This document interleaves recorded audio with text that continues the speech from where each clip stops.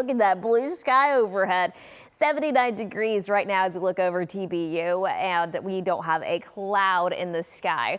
Unfortunately, it is that time of the year, though, where we have to deal with ragweed. It's at a high count right now, and it'll pretty much be on our pollen chart until we see the first freeze, which doesn't on average happen until November. Elm at a moderate, fungus at a low count.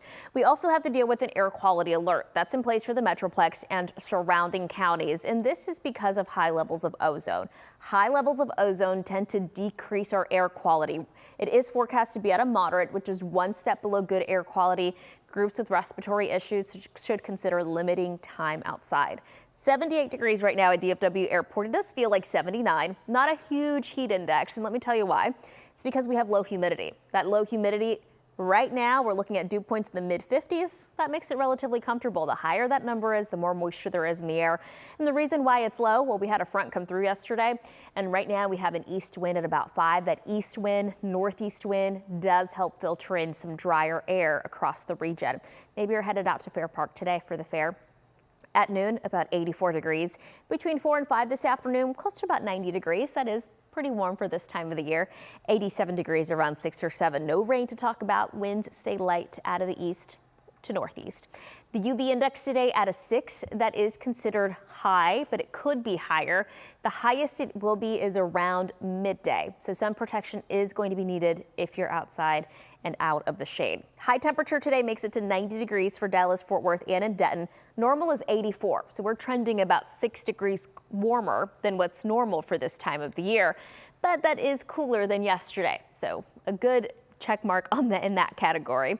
About 90 degrees today, 93 on Thursday, 92 on Friday if you are headed out to the State Fair of Texas. Let me show you why it's kind of warm for this time of the year. We've got this ridge of high pressure during the summer. You hear us call it the heat dome.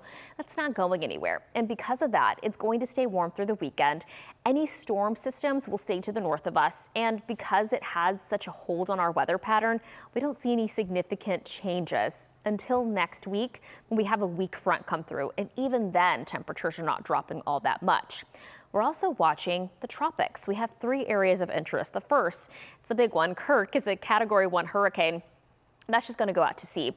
We do have another wave off of the African coastline, 90% chance of development within the next week.